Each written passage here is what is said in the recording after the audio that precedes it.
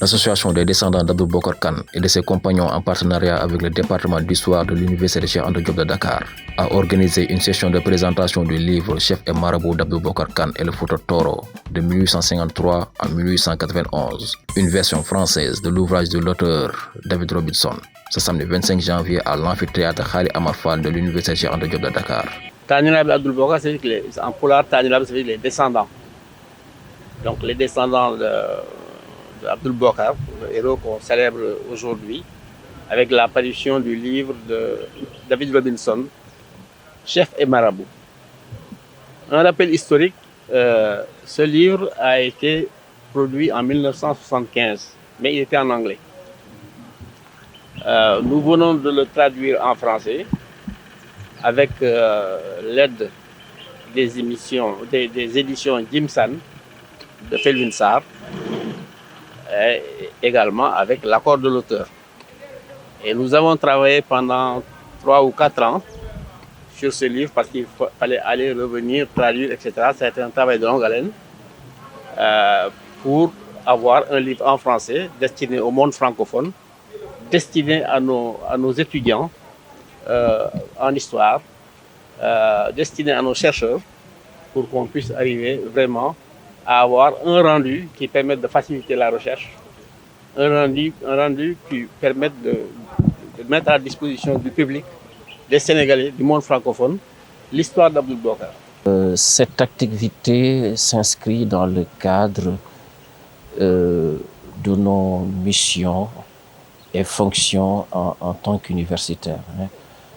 Pour rappel, les enseignants-chercheurs que nous sommes, ils ont 3 missions. La première consiste à enseigner.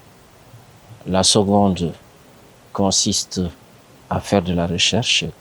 Et la troisième consiste à participer à ce qu'on appelle le service à la communauté et à la société.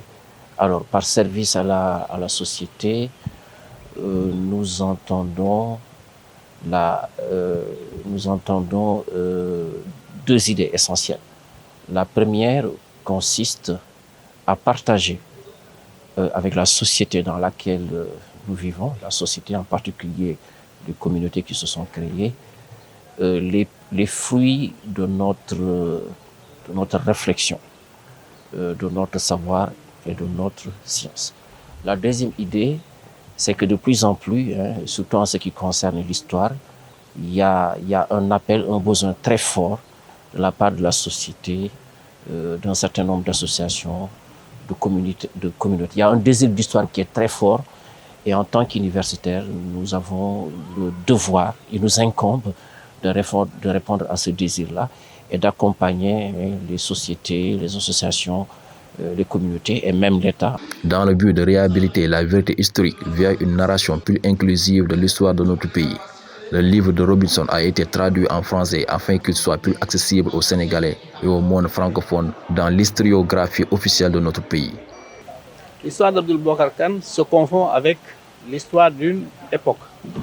Cette époque, c'est la deuxième moitié du 19e siècle.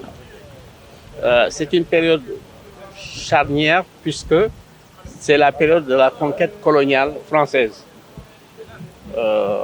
Non seulement au Sénégal, mais également dans tout ce qui a suivi en Afrique de l'Ouest. C'est une période où il y a eu des résistants qui ont dit non. Nous ne voulons pas que la colonisation vienne déstructurer notre espace, nous séparer de notre religion et faire de nous autre chose que ce qu'on est.